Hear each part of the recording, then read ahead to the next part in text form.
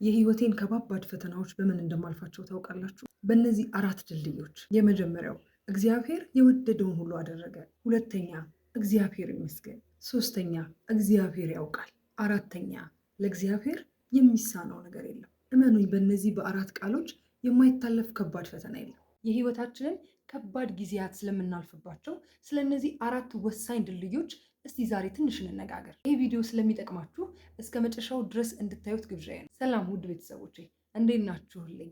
እኔ በጣም ደህና ነኝ፣ እግዚአብሔር ይመስገን። ይህ ሀቲዩብ ነው። በመንፈሳዊ ህይወታችን አብረን የምናድግበት መንፈሳዊ ቻናል ነው። የሀቲዩብ ቤተሰብ የሆናችሁ ሁላችሁ እንዳስለመዳችሁኝ ቪዲዮን ላይክ በማድረግ መጀመርና ለብዙ የእግዚአብሔር ቤተሰቦች እንዲዳረስ ሼር ማድረግ አትርሱ። ለዚህ መንፈሳዊ ቻናል አዲስ የሆናችሁ ደግሞ የደውል ምልክቷን በመጫን የሀቲዩብ ቤተሰብ እንድትሆኑ እኔ እህታችሁ በፍቅር እጋብዛችኋለሁ። ትናንትና ቲክቶክ ላይ የለቀኩት ይሄ ቪዲዮ በደንብ ሳስበው ለምን በዩቲዩብ በደንብ ሰፋ አድርገን አንወያይበትም?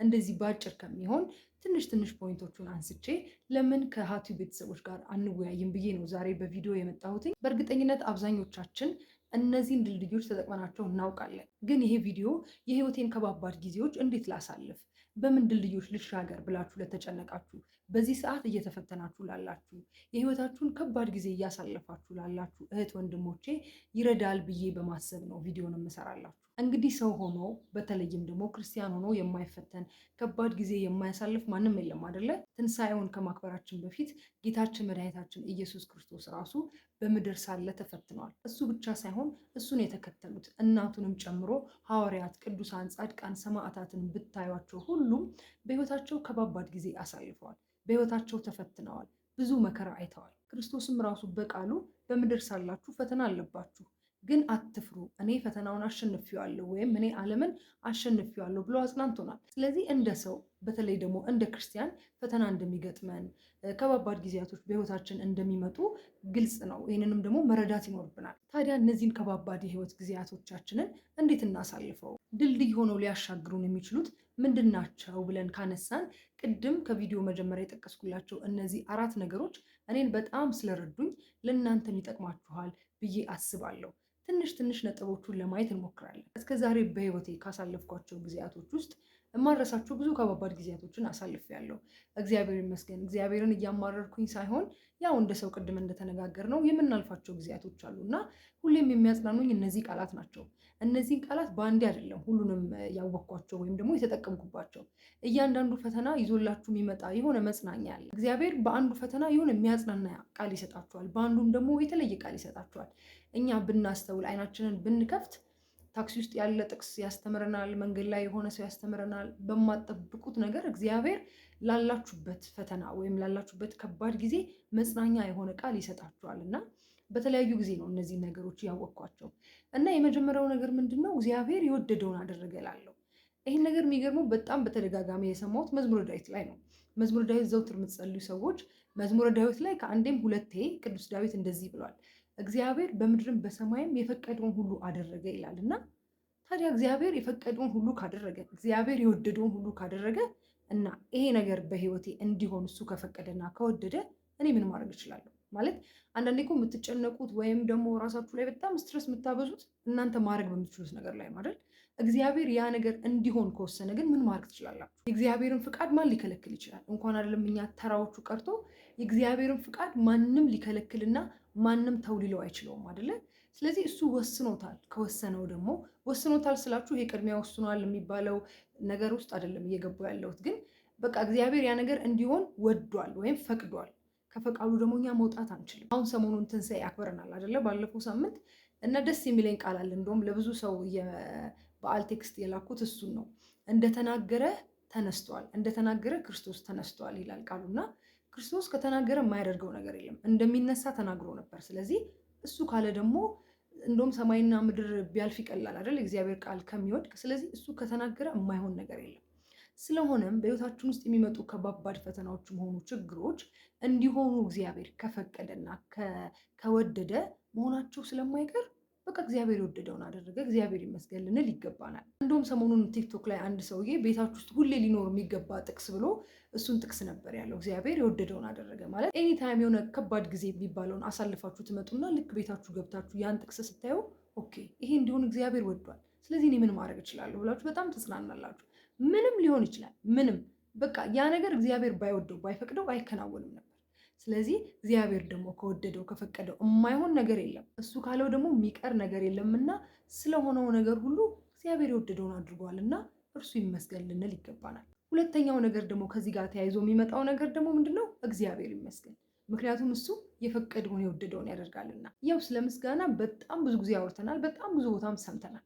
ምስጋና የሚሰጠውን ጥቅም ለማወቅ በጣም ብዙ ቅዱሳንን ማየት እንችላለን። ከሁሉ ይበልጥ ግን ስለ መከራው፣ ስለ ትዕግስቱ ስለሚነሳው ስለ ኢዮብ ስናነሳ ስለ ምስጋና ጥቅም በጣም እንረዳለን። ኢዮብ በዛ ፈተና ውስጥ ሆኖ አመስግኖ፣ ብዙ ጊዜ ስለ ኢዮብ ስንማር መከራው፣ ፈተናው፣ ያየውን ስቃይ ብቻ ነው የሚነገረን። ግን እግዚአብሔር ይመስገን፣ እግዚአብሔር ሰጠ፣ እግዚአብሔር ነሳ ካለ በኋላ ህይወቱ በእጥፍ እንደተባረከ ብዙዎቻችን አናስተውልም። በእጥፍ ነው የተባረከው። መጽሐፍ ቅዱስ ላይ እውነት ገብታችሁ አንብቡት። ከነበረው ከእያንዳንዱ ንብረት እጥፍ ነው የሆነለት።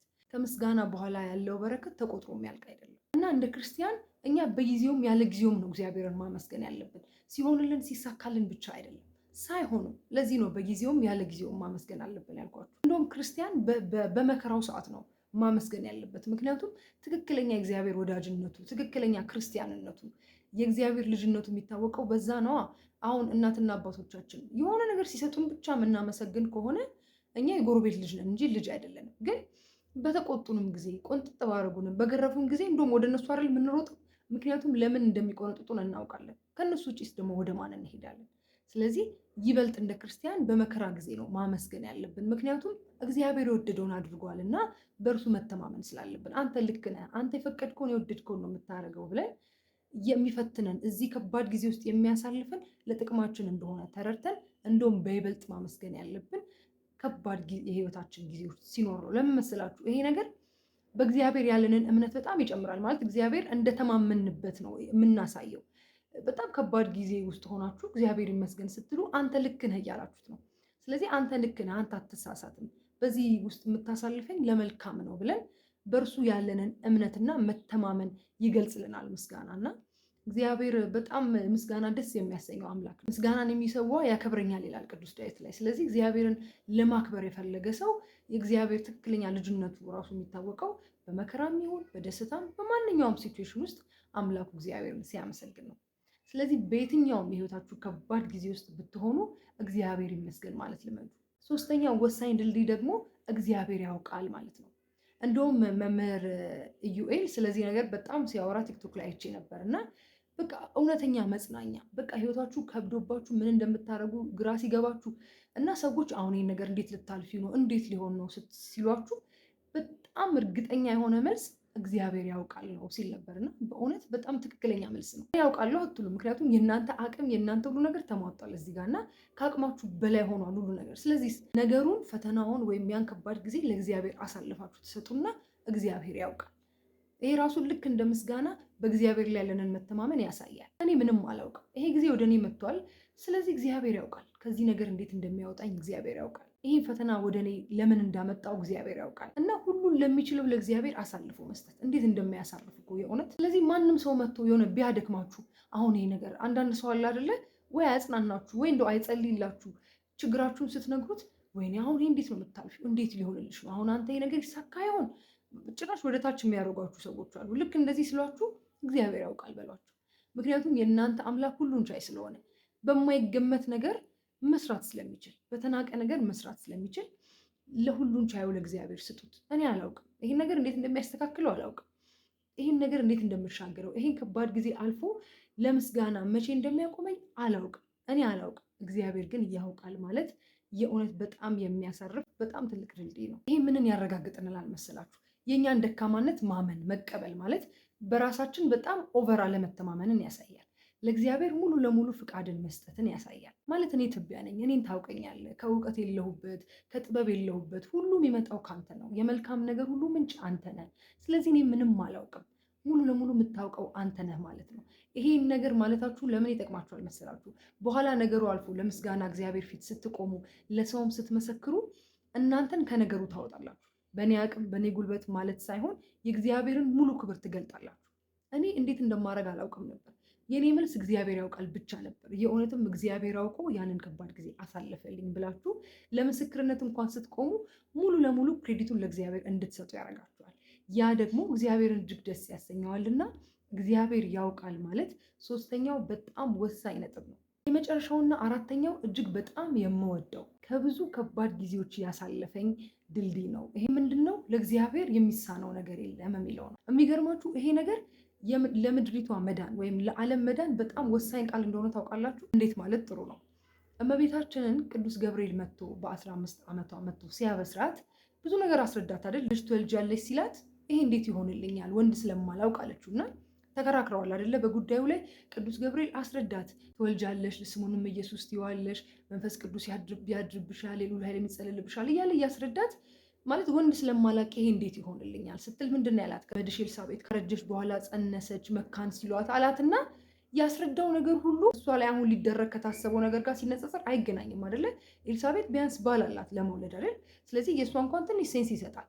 እመቤታችን ግን ያለ ወንድ ዘር ሊያውም ወንድ ሳታውቅ አምላክን ነው ደግሞ የምትወልደው፣ ሰው አይደለም አምላክን ነው የምትወልደው። እና ከዚህ በፊት እንደዚህ አይነት ታሪክ ተሰምቶ አያውቅም። ማንም ሴት እንደዚህ ነገር በህይወቷ ሀፕን አድርጎ አያውቅም። እና እመቤታችን የመጀመሪያዋ ነች። ስለዚህ መጨረሻ ላይ ቅዱስ ገብርኤል ምንድን ነው ያለው? ለእግዚአብሔር የሚሳነው ነገር የለም ማለት። እመቤታችን እሺ ያለችው ከዚህ ቃል በኋላ ነው። ባይዘው ምናልባት ቅዱስ ገብርኤል ይሄን ቃል ባይላት ኖሮ እንደገና ልጠይቀው ትችል ነበረ። ገብቷችኋል? እና እመቤታችን እንደው ምን ይባላል? በልጇ አትደራደርም ወይም በእምነቷ አትደራደርም ይባላል። በቃ እግዚአብሔር ሁሉን ቻይ ነው፣ ለሱ የሚሳነው ነገር የለም ባላት ጊዜ እመቤታችንም ለመላኩ የእግዚአብሔር ባሪያው እነሆ አለው ብላ ይሁንታዋን የሰጠችው ከዚህ ቃል በኋላ ነው። ስለዚህ አስቡት፣ እንኳን አይደለም የኛ ከባባድ የህይወት ጊዜ ቀርቶ እንኳን አይደለም እኛ በምድር የምናሳልፈው ፈተና ቀርቶ እመቤታችን በድንግልና አምላክን ትወልጃለሽ የሚለውን ነገር አምና የተቀበለችው ለእግዚአብሔር የሚሳነውን ነገር የለም የሚለውን ቃል ከሰማች በኋላ ነው። ስለዚህ እሷ በዛ ቃል አምና እሺ ብላ ዓለም ከዳነ የኛ ምድራዊ ፈተናና የኛ ከባድ ጊዜማ በዚህ ቃል እንዴት አይታለፍ? ስለዚህ ምንም ነገር በህይወታችሁ ሀፕን ቢያደርግ ለእግዚአብሔር የሚሳነው ነገር የለም። አይኖ እኔ አንዳንዴ በቃ ማለት እንዴትም ቢሆን ይህን ነገር አላልፈውም የምላቸው ጊዜያቶች አሉ። ማለት ምንም የማይመስላችሁ አሁን እሺ እንዴት ነው ማልፈው? አሁን ቆይ ማለት በሰው አእምሮ ስታስቡት ሁሉ ነገር ባዶ የሆንና እንዴት ነው ይህን ከባድ ጊዜ እስቲ ማልፈው? የሆነ በሰው አእምሮ አይመጣላችሁም፣ በቃ ምንም ነገር አይመጣላችሁ። ከዛ ግን ቀና ብላችሁ እግዚአብሔርን ስታስቡ እግዚአብሔር ለካ ሁሉን ይችላል፣ ለእርሱ የሚሳነው ነገር የለም። እውነት እንደውም እኔ ቤቴ እንዲኖር የምፈልገው ጥቅስ ይሄ ነው። በቃ ለእግዚአብሔር የሚሳነው ነገር የለም። ምንም አይኖር በዙሪያችሁ፣ ያን ፈተና እንድታልፉት የሚያስችላችሁ ነገር አይኖር። ቀና ስትሉ ግን እግዚአብሔር አለ። ለእግዚአብሔርስ የሚሳነው ነገር የለም። እና እኔ አንዳንዴ በቃ በአእምሮ ያስበዋለሁ። እስቲ አሁን ይሄ ነገር እንዴት ይሆናል? ያ እሺ ይሄኛው እንደዚህ ሊሆን አሁን ያኛውስ እንዴት ይሆናል? ይሄ በፍጹም አይሆንም። ከዛ እግዚአብሔርን ሳስብ በጣም እጽናናለሁ። እና አይሆን የሚባል ነገር ሁሉ እንኳን አይታለፍ የሚባል ነገር ሁሉ እንኳን በእግዚአብሔር ይታለፋል። በብሉይ ኪዳን አታስታውሱም? አብርሃም እንደውም ስላሴ በቤቱ ተገኝተው ሚስት ሳራ ትወልዳለች ሲለው ሳቀች አይደል? ሳራ ለእግዚአብሔር የሚሳነው ነገር አለን ብሎት ነበር ራሱ እግዚአብሔር ማለት ነው። እና የለም ስለማይሳነው አብርሃም በስተርጅናው በ100 ዓመቱ ልጅ ወለደ። በሱ ደግሞ ተገርመን ሳንጨርስ እመብርሃን ያለ ዘር ያለ ወንድ ዘር ክርስቶስን አምላክን በድንግልና ወለደች። እነዚህ ነገሮች ሀፕን እንዲያደርጉ ያደረገ ቃል ነው ለእግዚአብሔር የሚሳነው ነገር የለም የሚለው ቃል። ስለዚህ የኛ ምድራዊ ነገር በጣም ተራ ነው እና ይህን ቃል በደንብ አድርጋችሁ ተጠቀሙት። ሰው ራሱ በጣም ኮምፕሌን ሲያደርግባችሁ ቅድም እንዳልኳችሁ እግዚአብሔር ያውቃል እንዳላችሁት ለእግዚአብሔር የሚሳነው ነገር የለም ትሉታላችሁ። አሁን ይሄ እንዴት ተደርጎ ነው የሚሆነው? እስኪ አሁን ይህን ፈተና እንዴት ነው የምታልፉት? ለእግዚአብሔር እኔ ለማመልከው እግዚአብሔር የሚሳነው ነገር አይደለም፣ ይሄ ለእሱ በጣም ቀላል ነው ብላችሁ መልስ ትሰጣላችሁ። ከምስጋና ሊያወጣችሁ የሚፈልገውንም ይህንን ጠላታችሁ ዲያብሎስንም በዚህ መጣል ትችላላችሁ። ስለሆነም እነዚህ 4 ድልድዮች በህይወታችሁ ከባድ ጊዜ ባሳለፋችሁ ሰዓት ትዝ ይበሏችሁ፣ በእነዚህም ተሻገሩ። ከዚህ በፊት የተጠቀማችሁበት ቃል ካለ ኮመንት ብታረጉን፣ ሼር ብታረጉን፣ ከነዚህ ውጪ ደግሞ የህይወታችሁን ከባድ ጊዜ የምታሳልፉባቸው ሌሎች የእግዚአብሔር ቃላቶች ካሉ ኮመንት ብታረጉልኝ በጣም ደስ ይለኛል። እንወያይባቸው፣ እንማርባቸው። እግዚአብሔር ቢወድና ቢፈቅድ በሚቀጥለው ደግሞ በሌላ ቪዲዮ እንገናኛለን። እስከዛው ድረስ በያላችሁበት ሰላም ሁኑልኝ። ሁሌም እንደምንለው ክርስቲያናዊ መንፈሳዊነት ዘላለማዊነት ነውና ጊዜውም ያለ ጊዜውም እግዚአብሔርን አመስግነን የምንናፍቃትን ተስፋ የምናደርጋትን መንግስቱን ለመውረስ የበቃን ያድርገን። ወላጆች ዛሬ ለእናንተ የሚሆን ትልቅ የምስራች አለኝ። ልጆቻችሁ ከ5 እስከ 10 ዓመት የዕድሜ ክልል ውስጥ ካሉ ይሄ ቪዲዮ ይጠቅማቸዋል። በእግዚአብሔር ቸርነት በቅርቡ እንደ አዲስ በጀመርነው ልጆችን የማስጠናት መርሃ ግብር እናንተ ወላጆችን የሚያሳርፍ ቆንጆ መላ ዘይደናል። ማስጠናቱ ማዕከል ያደረገው ዓለማዊውን ትምህርት ብቻ ሳይሆን ልጆች ገና በለጋ ዕድሜያቸው ከእግዚአብሔር ጋር እንዲጣበቁ የሚያደርጋቸውን መንፈሳዊ ተግባራት ሁሉ ያካተተ ነው። ልጆቹ እኛ ጋር ሲመጡ መጽሐፍ ቅዱስ የማንበብ የመጸለይ ስርዓት የማውጣት ተግባራትን በልካቸው ይማራሉ። በዚህ ዕድሜያቸው በዓለማዊውም በመንፈሳዊም ትምህርት ተገንብተው እንዲያድጉ ከፈለጋችሁ አንድ ስልክ ብቻ መደወል በቂ ነው። እናንተ ስራችሁን ስሩ። የልጆቻችሁን የትምህርት ጉዳይ ደግሞ ለኛ ተውልን።